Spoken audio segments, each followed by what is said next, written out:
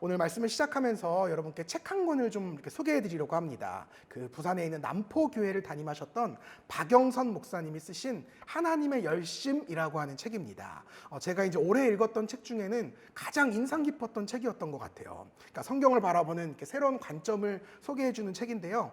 굉장히 많은 부분에서 제가 이제 인사이트를 받았습니다. 그리고 오늘 설교에도 그 내용 중 상당수가 이렇게 녹아져 있는데요. 그래서 오늘 설교의 제목도 이제 이 책을 따라서 하나님의 열심으로라고 한번 지어보았습니다. 여러분 꼭 한번 읽어보시기를 추천드리면서 본격적으로 오늘 설교를 한번 시작해 보도록 하겠습니다.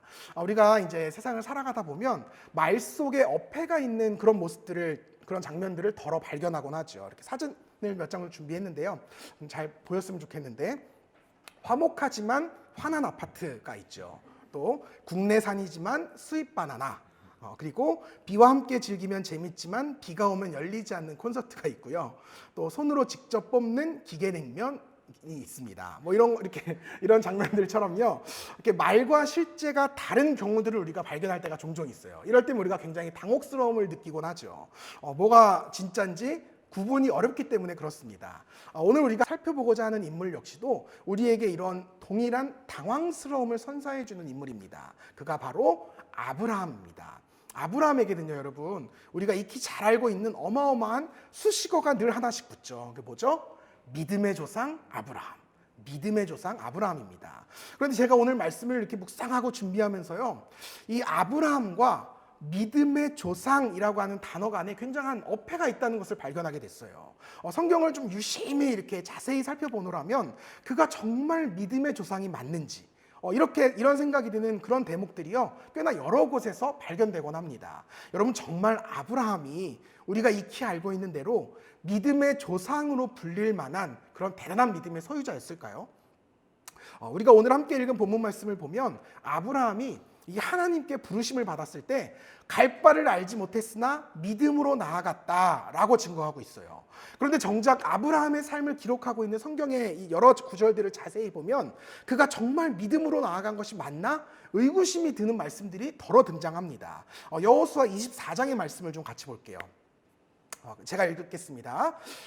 여호수아가 모든 백성에게 이르되 이스라엘의 하나님 여호와께서 이같이 말씀하시기를 옛적에 너희의 조상들 곧 아브라함의 아버지 나홀의 아버지 데라가 강 저쪽에 거주하여 다른 신들을 섬겼으나 아멘, 이렇게 기록되어 있어요. 성경은 이스라엘 민족의 조상들이 가나안까지 나오기 전에, 그러니까 갈대아 우르 지역에 살아가고 있을 때 다른 신들을 섬겼다라고 증거합니다. 그러니까 많은 성도님들이요, 여태까지 이 말씀을 보면서 그렇구나, 아브라함의 아버지인 데라까지는 이방신을 섬겼지만 아브라함의 조상, 믿음의 조상인 아브라함부터는 여호와 하나님을 섬긴 거구나, 이렇게 우리가 말씀을 받아들이곤 합니다. 근데 이거는요, 성경을 우리가 완전히 잘못 이해하고 있는 겁니다. 성경은 다른 신들을 섬겼던 이스라엘의 조상들을 가리켜서 너희의 조상들이라고 하는 정확한 복수형의 표현을 사용하고 있어요. 이게 무슨 말이냐면 우리가 흔히 생각하는 것처럼 데라 한 사람만 이방신을 섬겼다는 말이 아닙니다. 본문에 등장하는 아브라함, 나홀, 데라, 이 세 사람 모두가 이방신을 섬겼다라는 말을 우리에게 전해주고 있어요. 그래서 이 본문을 유진 피터스는 그의 책 메시지 성경에서 이렇게 의역을 합니다. 다시 읽어드릴게요. 하나님 이스라엘의 하나님께서 이렇게 말씀하십니다. 먼 옛날에 너희 조상 곧 데라와 그의 아들 아브라함과 나홀은 유프라테스강 동쪽에 살면서 다른 신들을 예배했다 라고 기록하고 있어요. 여러분, 아브라함이요, 결코 하나님에 대한 믿음의 결단으로 자신의 고향을 떠났던 것이 아니라는 거예요. 그는 여전히 자신의 아버지를 따라서 이방신을 섬기고 있었어요. 그렇다면 그는 왜 갑자기 이 고향을 떠나라고 하는 여호와 하나님의 음성에 느닷없이 순종한 것일까요? 심지어 자기가 믿던 신도 아니라 생판 모르는 신이 말했는데 왜 그 말씀에 순종했던 걸까요? 이 박영선 목사님이요, 하나님의 열심이라고 하는 책에서 그 이유를 이렇게 설명을 해요. 어느 날 아브라함이 꿈인지 환상인지 모를 정말 황홀을 경해요, 어떤 신을 만나게 돼요. 찬란한 광채 속에서 굉장히 영광스러운 모습을 한 신이 비몽사몽간에 아브라함에게 나타나서 이렇게 이야기를 합니다. 아브라함아, 나는 여호와라는 창조주 하나님이다. 내가 너를 지목했고 이제 내가 너에게 복을 주려고 하니 너는 네 아비 집을 떠나서 내가 지시할 땅으로 가라. 생전 처음 겪어보는 생소한 일 앞에 아브라함이요 정말 어찌할 바를 모릅니다. 그래서 아버지인 데라를 찾아가요. 아버지, 제가 간밤에 꿈인지 환상인지 모를 이상한 체험을 했습니다. 여호와라는 어떤 처음 들어보는 신이 저에게 나타나서 내가 너에게 복을 줄 것이니 내가 지시한 땅으로 가라, 이렇게 말씀했습니다. 이거 어떻게 하면 좋겠습니까, 아버지? 아브라함이 평소와는 다르게 이 두려움 속에 벌벌 떨면서 아주 진지한 목소리로 이렇게 이야기를 이어나가니까 그 아버지 데라 역시도 잔뜩 긴장을 합니다. 그 역시 여호와 하나님이 어떤 분이신지는 전혀 몰랐어요. 처음 들어보는 신이었어요. 그런데 평생 이방신을 섬겨왔던 그 종교심을 바탕으로 이거는 절대 그냥 넘어가선 안 되는구나. 자칫 인간을 찾아온 신의 명령을 그렇게 거부했다가는 어떤 화를 당할지 모르니까 일단은 복종해보자 라고 이야기합니다. 그래서 자신들의 고향인 갈대아우를 떠나서 여호와 하나님의 말씀대로 가나안을 향해 나서기 시작을 합니다. 그렇게 길을 가던 중에요, 아브라함 일행이 하란이라고 하는 곳에 이르게 됩니다. 여러분, 왜 하란일까요? 지도를 한번 보면서 좀 설명을 드릴게요. 보시는 대로 하란이요, 저 끝에 있어요. 저희가 표시해놨는데 저기 오른쪽 밑에 우르라고 하는 곳에서 출발을 해서요 쭉 올라가서 하란까지 지금 도착을 한 겁니다. 그리고 그 밑에가 가나안이에요. 근데 하란에서 멈췄습니다. 그 이유가 뭐냐 하면 제가 저렇게 지금 붉게 표시한 부분이요 메소포타미아 문명권이거든요.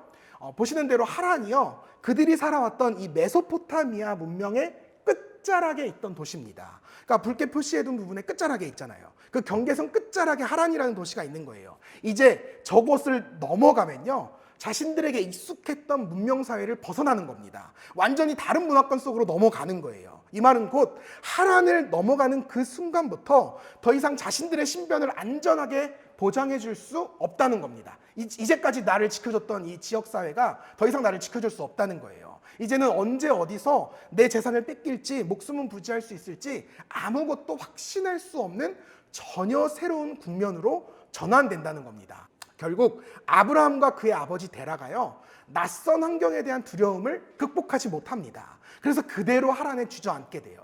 여호와라고 하는 이 신의 명령을 따라서 고향인 우르를 떠나기는 했지만 차마 하란 밖까지는, 그 문명권 밖까지는 넘어갈 수가 없었던 거예요. 왜냐하면 이 여호와라고 하는 생전 처음 들어보는 신, 잘 알지도 못하는 신에게 그만큼의 믿음은 없었던 거죠. 성경은 그들의 이러한 믿음 없음을 가리켜서 그의 아버지 데라라고 하는 이름 속에 그들의 믿음 없음을 잘 새겨놓습니다. 데라라고 하는 이름의 뜻이 무엇이냐면 지연시키다, 연기하다 라고 하는 뜻이에요. 곧 아브라함이요 데라와 함께 있는 동안 하나님 말씀에 온전히 순종하지 못합니다. 그 믿음 없음의 상태, 곧 약속의 말씀이 지연된 상태를 이 아버지 데라와 함께 계속해서 유지하게 됩니다. 그러니까 데라가 같이 있는 동안에는 하란을 벗어나지 못합니다. 여기에서 우리가 굉장히 중요한 메시지 하나를 발견하는데 여러분 꼭 기억하셔야 돼요. 우리는 아브라함을 믿음의 조상이라고 부르죠. 그런데 이제껏 우리가 살펴본 성경의 기록들을 살펴보면 기록들에 따라서 유추해 보건대 아브라함은 결코 믿음의 사람이 아니었어요. 심지어 그는 하나님을 알지도 못했고요. 그 어떤 믿음조차 없었습니다. 하지만 그럼에도 불구하고 하나님이 아브라함을 믿음의 조상이라고 지명하셨고 세워주셨습니다. 이것이 지금 무엇을 의미하느냐? 믿음은 처음부터 아브라함의 것이 아니었다는 거예요. 전적인 하나님의 주권 아래에서 아브라함의 믿음이 생겨났고 점점 커졌다는 것을 우리에게 이야기하는 것입니다. 우리가 적어도 이 성경 말씀의 기록을 보았을 때 아브라함에게는 그 어떤 구원받을 자격도 존재하지 않았어요. 그에게는 가나안에 들어갈 그 어떤 능력도 의지도 없었다는 겁니다. 그런데도 우리는 여전히 아브라함을 믿음의 조상이라고 부르죠. 하나님의 명령에 과감하게 순종했던 그의 믿음을 우리는 대단한 믿음이라고 평가합니다. 하지만 성경은 우리에게 분명하게 증거하죠. 아브라함이 결코 하나님의 음성을 듣고 그분에 대한 온전한 믿음으로 순종한 것이 아니었음을 말입니다. 거듭 강조합니다. 그는 당시 여호와 하나님의 존재 자체를 인식하지 못한 채 살아가고 있었습니다. 그런데 하나님께서 일방적으로 아브라함을 택하셨고요, 부르셨고요, 그의 인생을 가나안까지 이끌어 가셨습니다. 아브라함의 믿음을 근거로 해서 하나님께서 그를 가나안 땅으로 들여보냈던 것이 아니라 철저히 하나님의 의지에 따라서 그를 강제로 가나안까지 이끌어 가셨다는 거예요. 이 말씀을 창세기 기자가요 이렇게 증거해요. 창세기 12장 5절에 보면 아브람이 그의 아내 사레와 조카 롯과 하란에서 모은 모든 소유와 얻은 사람들을 이끌고 가나안 땅으로 가려고 떠나서 마침내 가나안 땅에 들어갔더라. 아멘. 마침내. 아브라함이 마침내 가나안 땅에 도착했습니다. 그런데 여기에서 우리가 아주 깊게 생각해 보아야 할 말씀이 있어요. 성경에 기록된 이 마침내라고 하는 단어가 과연 아브라함의 입장에서의 마침내일까요? 아니면 하나님 입장에서의 마침내일까요? 만약 우리의 고정관념대로 아브라함이 자신의 믿음으로 결단해서 고향을 떠난 것이었다면 본문에 기록된 마침내라는 말은 아브라함이 그 어떤 어려운 상황 속에서도 끝까지 신앙을 붙들고 하나님 말씀에 순종해서 결국에는 하나님께서 가라고 하신 그 약속의 장소까지 다다랐다. 이것을 강조하는 마침내가 될 겁니다. 그러나 아브라함이 믿음으로 떠났던 것이 아니었더라면 이 마침내는 아브라함이 아니라 하나님 편에서 본 마침내가 됩니다. 아브라함에게 하나님이 아무리 말씀하시고 가르치셔도 야 이놈이 당최 알아듣지를 못하니까 결국 하나님이 그를 강제로 밀고 끌고 하셔서 마침내 가나안까지 데리고 들어가셨다라고 하는 의미의 마침내라는 거예요.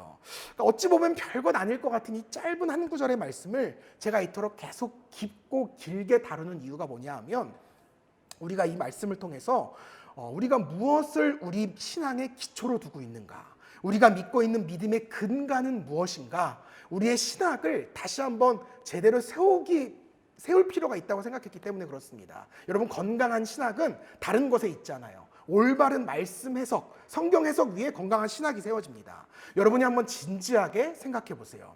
지금껏 우리가 생각하고 있던 믿음의 정의란 무엇이었나요? 아브라함이 그 어려운 상황 속에서도 하나님의 말씀에 무조건적으로 순종해서 가나안을 향해 떠난 것, 어찌 보면 우리는 이것을 대단한 믿음이고 믿음의 조상이 될 만한 위대한 믿음이다, 이렇게 생각하면서 신앙생활을 해왔는지 모르겠어요. 하지만 단언하건대 우리가 믿음의 조상이라고 여겼던 아브라함의 신앙생활은 철저하게 불신앙의 온상이었습니다. 그의 삶은 철저하게 불신자의 삶이었어요. 물론 인생을 거듭해가면서 그의 믿음이 하나님 보시기에 점차적으로 성장한 것은 맞습니다. 이 내용은 저희가 다음 주에 좀 다룰 거고요. 하지만 적어도 그가 자신의 고향을 떠나서 하란을 거쳐 가나안에 이르기까지 그는 단 한 번도 여호와 하나님에 대한 올바른 지식, 올바른 믿음, 올바른 신앙을 가져본 적이 없었습니다. 그의 믿음은 철저한 무지와 불신앙 그 자체였다는 거예요. 여러분, 그렇다면 왜 성경은 아브라함의 이러한 불신앙을 우리에게 이토록 다양한 각도, 다양한 증거를 통해서 집중적으로 조명해주고 있는 것일까요? 참 아이러니하게도 이것이 바로 하나님께서 우리에게 말씀하시고자 하는 믿음의 온상이기 때문에 그렇습니다. 제가 좀 쉬운 말로 설명드릴게요. 아브라함이요, 처음부터 믿음의 사람이지 않았습니다. 그는 우리와 같은 수준, 아니 어쩌면 우리보다도 한참 못한 믿음을 가지고 의 여정을 시작한 사람이었어요. 하지만 그럼에도 불구하고 그는 마침내 가나안에 들어간 사람이 되었습니다. 믿음의 조상이 되었어요. 어떻게요? 하나님께서 그를 가나안까지 직접 인도하셨고 친히 강권해서 끌고 들어가셨다는 거예요. 그래서 좀 하늘에 있는 우리 아브라함 형님께는 좀 죄송스러운 표현이지만 이게 가장 정확한 성경 번역일 것 같아요. 하나님께서 아브라함의 목덜미를 딱 잡으시고요, 목덜미를 잡아 끌고 가나안까지 가셨다. 이게 성경이 증거하고 있는 아브라함의 믿음의 여정입니다. 여러분, 이게 바로 성경이 증거하는 아브라함의 믿음이었어요. 자신의 능력과 의지라고는 단 하나도 존재하지 않았습니다. 철저히 하나님의 입장에서 아브라함을 이끄셨던 전적인 하나님의 은혜, 전적인 하나님의 구원, 이것이 바로 믿음의 조상이라 불리는 아브라함의 믿음이었다는 거예요. 그러므로 우리는 이 믿음에 대한 새로운 정의를 세울 필요가 있습니다. 아브라함이 자신의 의지로 자신의 믿음을 증명했던 것이 아니듯이 우리 역시도 우리의 의로움, 우리의 착함, 우리의 의지와 능력으로 결코 우리의 믿음을 내세울 수 없다는 거예요. 하나님 앞에서 우리는 여전히 믿음 없는 인생입니다. 여전히 우리는 갈 바를 알지 못하는 인생일 뿐이에요. 우리가 믿고 의지할 것은 나의 믿음이 아니라 오직 하나님의 은혜입니다. 여러분, 나의 믿음으로는 절대 구원에 이르지 못해요. 그러므로 우리는 하나님 앞에서 철저하게 나의 믿음 없음을 인정하고 믿음 없는 나의 인생을 하나님께 온전히 의탁해야 하는 것입니다. 여기까지 잘 따라오고 계세요? 오늘 말씀이 조금 어렵죠? 아니, 안 어려워요. 쉬우면 다행이고, 저는 준비하면서 좀 어렵다고 생각이 들어서 이걸 어떻게 하면 좀 쉽게 설명할 수 있을지, 요 근래 들어서 제일 어렵게 쓴 설교인 것 같아요. 요점은 간단해요. 아브라함이 믿음의 조상이 될 수 있었던 이유는 그의 위대한 믿음 때문이 아니었어요. 도리어 위대하신 하나님께서 그를 믿음의 조상으로 택하셨기 때문이에요. 그래서 그가 믿음의 조상이 될 수 있었던 겁니다. 그가 믿음의 사람이 될 수 있도록 하나님께서 계속 그를 가나안까지 이끌어 가신 거예요. 그를 향하신 하나님의 은혜, 이것이 바로 성경이 증거하는 아브라함의 위대한 믿음이라는 겁니다. 우리가 이렇게 생각하면 다시 처음의 질문으로 되돌아보게 돼요. 지금껏 우리가 살펴본 바로는 아브라함에게 전혀 믿음이 없었습니다. 그런데 오늘 우리가 함께 읽은 본문 말씀은 분명히 아브라함이 믿음으로 길을 떠났다라고 기록하고 있어요. 그렇다면 왜 히브리 기자는 하나님이 누군지조차 알지 못한 채로 그렇게 길을 떠났던 아브라함의 여정을 굳이 믿음으로 출발한 여정이다라고 기록해 놓았을까요?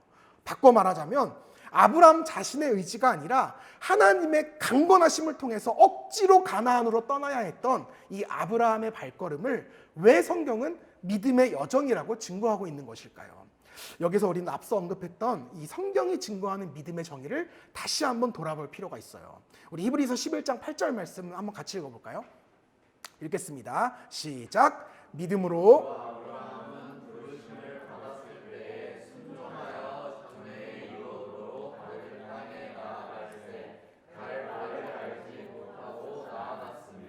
아멘.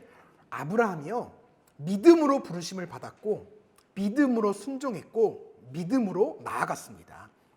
근데 우리가 이제껏 나누었듯이 아브라함에게는 그 어떤 믿음도 없었어요. 그렇다면 도대체 이 믿음은 누구의 믿음인가요? 분명히 성경은 아브라함이 믿음으로 부르심을 받았고 순종했고 나아갔다고 하는데 아브라함은 믿음이 없잖아요. 그럼 이건 누구의 믿음일까요? 하나님의 믿음입니다. 적어도 오늘 본문 말씀을 통해 성경이 증거하고자 하는 믿음은 철저히 하나님 편에서의 믿음입니다. 아브라함을 향하신 하나님의 전적인 인도하심이 바로 믿음이라는 거예요. 그래서 박영선 목사님이요, 책에서 믿음을 이렇게 정의해요. 믿음이란 하나님께서 우리를 설득하시는 작업, 곧 하나님의 일하심, 하나님의 열심이다. 다시 한번요. 믿음이란 하나님께서 우리를 설득하시는 작업, 곧 하나님의 일하심, 하나님의 열심이다. 그 어떤 믿음조차 없습니다. 그렇기 때문에 우리에게 그 믿음을 깨닫게 하시려고, 믿음을 주시려고 하나님께서 우리를 위해서 우리보다 앞서 일하고 계시다는 거예요. 이것이 목사님이 말씀하시는 하나님의 열심이라고 하는 단어입니다. 여러분 한번 성경을 보세요. 하나님께서는 아브라함이 하나님의 존재를 알고 믿고 순종하기 이전부터 이미 그를 택하셨고요. 그를 통해서 온 이스라엘을 가나안까지 이끄실 계획을 세워놓으셨습니다. 그리고 그 계획을 이루시기 위해서 하나님은 끈질기게 아브라함을 설득하신 거예요. 갈 바를 알지 못하던 그들이 가나안을 향해 갈 수 있도록 하나님이 직접 그 발걸음을 설득하시고 가야 돼 인도하셨다는 거예요. 이 말은 곧 하나님의, 아브라함의 믿음은 하나님의 일하심, 하나님의 열심으로부터 시작되었다라고 이해하시면 좋을 것 같습니다. 하나님께서 아브라함을 택하신 것으로부터 아브라함의 믿음이 시작되었습니다. 하나님께서 아브라함에게 말씀하신 것으로부터 아브라함의 믿음이 시작되었고요. 하나님께서 아브라함을 가나안까지 인도하시는 것으로부터 아브라함의 믿음은 이미 시작되었다는 거예요. 그렇기 때문에 오늘 본문 말씀은 불신앙의 온상이었던 아브라함의 여정을 가리켜 감히 믿음으로 출발한 삶이었다라고 담대하게 선포하는 겁니다. 하나님께서 이미 가신 믿음의 길을 아브라함이 그대로 따라갔기 때문이에요. 이미 믿음의 길을 아브라함이 갔기 때문에 그가 믿음으로 갔다라고 기록한다는 겁니다.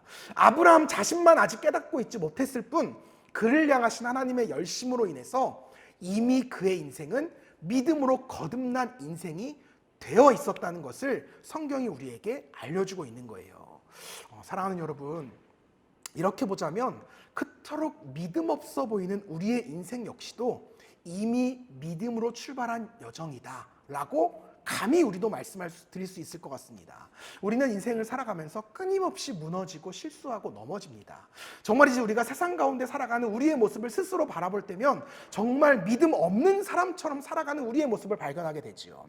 하지만 그럼에도 불구하고 우리를 향하신 하나님의 열심으로 말미암아 이미 우리의 인생은 믿음으로 살아가고 있는 인생이라는 것을 우리가 기억할 필요가 있습니다. 하나님께서는 아브라함과 마찬가지로 여러분 한 사람 한 사람, 저와 여러분 한 사람 한 사람의 인생을 태초부터 설계해 놓으셨어요. 우리를 향하신 너무나 놀라운 계획을 이미 세워 놓으셨습니다. 다만 우리가 아직 그것을 깨닫고 있지 못할 뿐이에요. 여전히 우리는 우리를 향하신 하나님의 선한 계획을 다 헤아리지 못한 채 살아갑니다. 그런 우리를 깨닫게 하시려고, 설득하시려고, 너는 사실 내가 세운 믿음의 사람이야, 이걸 알려주시기 위해서 하나님께서 오늘도 우리를 위해서 그분의 은혜 안에서 우리의 삶을 주권적으로 이끌어가고 계시다는 겁니다. 여러분 꼭 기억하세요. 우리가 하나님의 은혜를 이해하고 인정하고 납득하기 이전부터 이미 하나님께서는 우리의 인생을 붙들고 계십니다. 지금까지 선하게 인도해 오고 계셨어요. 우리의 믿음 이전에 하나님의 열심히 계셨습니다. 우리의 믿음 이전에 하나님의 은혜가 계셨습니다. 하나님께서 우리를 위하여, 우리의 선한 인생을 위하여 지금껏 신실하게 일하고 계셨다는 거예요. 그래서 우리 주님께서는 이 말씀을 우리에게 하시죠. 요한복음 15장 16절에 보면 하나님의 마음을 고스란히 표현하세요. 너희가 나를 택한 것이 아니요 내가 너희를 택하여 세웠나니 이는 너희로 가서 열매를 맺게 하고 또 너희 열매가 항상 있게 하여 내 이름으로 아버지께 무엇을 구하든지 다 받게 하려 함이라. 아멘. 우리가 여러분 이러한 믿음의 고백을 드리기 시작하면요, 이러한 믿음을 우리가 갖기 시작하면 지나간 우리의 인생들이 조금씩이나마 어렴풋하게 이해가 되기 시작합니다. 왜 하나님께서 나에게 그런 경험을 겪게 하셨는가? 왜 하나님께서는 내게 그 숱한 어려움과 외로움과 말로 형용 못할 버거운 일들을 겪게 하셨는가? 만약 그 일들이 아니었다면 지금의 나는 존재하지 못할 거예요. 내가 지금 이렇게 이 순간에 주님 앞에 나와서 예배하고 있는 것, 이 자체가 나를 향하신 하나님의 열심이시고 설득이시고 곧 이것이 우리의 믿음이 되었다는 것입니다. 사랑하는 성도 여러분, 하나님은 오늘도 저와 여러분을 위하여 신실하게 일하고 계세요. 하나님은 단 한 번도 저와 여러분을 포기하신 적이 없습니다. 하나님은 단 한 번도 저와 여러분의 인생을 그대로 놔두신 적이 없어요. 늘 돌보셨고 늘 지키셨고 늘 인도해 오셨습니다. 이것을 믿는 것, 아니 이것을 믿게 되는 것, 이게 바로 아브라함의 삶을 통해서 우리에게 증거하시는 성경적인 믿음의 정의입니다. 하나님께서는 오늘도 우리의 믿음이 더욱 자라나기를 간절히 바라시면서 지금 이 순간에도 우리의 믿음을 위해서 열심히 일하고 계세요. 우리가 사실은 하나님의 은혜 안에 있는 존재라는 걸 깨닫게 하시려고, 우리의 모든 인생은 하나님의 선하신 인도하심 속에 있음을 깨닫게 하시려고 우리에게 매 순간 은혜를 베풀어 주시는 겁니다. 이것이 바로 우리를 향하신 하나님의 열심이에요. 하나님의 열심으로 말미암아 우리의 믿음이 오늘도 자라나게 되는 것입니다. 이것이 우리가 오늘도 받고 있는 눈에 보이지 않는 주님의 놀라우신 은혜입니다. 바라기는 저와 여러분 모두에게 이러한 믿음의 고백이 있기를 주님의 이름으로 축복합니다. 이제 말씀을 좀 맺겠습니다. 아브라함은 본래 훌륭한 믿음의 사람이었는가? 아니면 하나님께서 그를 그토록 훌륭한 믿음의 사랑으로 만들어 가셨는가? 오늘 설교는 이 질문에 대한 답을 찾는 과정이었어요. 여러분 어떤 것이 맞을까요? 아브라함이 위대한 믿음의 사람일까요? 아니면 아브라함을 믿음으로 인도하신 하나님이 위대하신 분이실까요? 만약 아브라함이 위대한 믿음의 사람이었다면 우리에게 남는 건 절망뿐일 거예요. 우리는 죽었다 깨나도 아브라함 같은 믿음의 삶을 살 수 없거든요. 우리는 죽었다 깨나도 본토 친척 아비의 집을 떠날 믿음이 없거든요. 하지만 성경은 아브라함의 믿음 없음을 우리에게 너무나 진솔하게 솔직하게 고백합니다. 그를 인도하신 하나님의 열심이 그를 위대한 믿음의 사람으로 이끌었음을 우리에게 잘 증거합니다. 바로 그 하나님께서 오늘 우리의 삶도 동일하게 인도하고 계심을 믿으시기 바랍니다. 그러니 사랑하는 여러분 스스로의 인생을 바라보시면서 나는 왜 이렇게 한심하고 부끄러운 인생이지? 나의 믿음은 왜 이렇게 나약하고 연약하지? 스스로 자책하실 필요 없어요. 애초에 우리는 믿음이 없는 존재예요. 그걸 인정하고 시작해야 합니다. 그러나 놀랍게도 위대하신 하나님께서 그런 저와 여러분을 위해 지금도 열심히 일하고 계시다는 거예요. 우리의 믿음이 성장해 가도록, 우리의 믿음이 점점 성숙해지도록 하나님께서 끊임없이 우리의 인생을 인도해 가십니다. 필요하다면 여러분의 목덜미를 잡아 끌고서라도 구원의 가나안 땅까지 이끌어 가고 계세요. 여러분, 우리의 인생이 항상 하나님의 손안에 계십니다. 하나님께서 끝까지 우리의 삶을 설득하실 것이고요, 우리를 약속하신 구원에까지 이르게 하실 겁니다. 여러분, 하나님 믿고 산다는 것은 바로 이런 거예요. 초라한 나의 믿음을 바라보지 마세요. 나는 왜 믿음이 이 정도일까? 이렇게 생각하지 마세요. 위대하신 하나님의 열심에 의지하십시오. 나는 지금 이 정도지만 그래도 내가 여기까지 온 게 하나님의 인도하심이야. 앞으로 하나님이 나를 더 좋은 믿음의 사람까지 인도하실 거야. 이 믿음에 하나님의 열심에 의지하며 사십시오. 그렇게 일평생 하나님과 동행하면서 위대한 믿음의 사람으로 자라나시는 저와 여러분이 되기를 주님의 이름으로 축복합니다.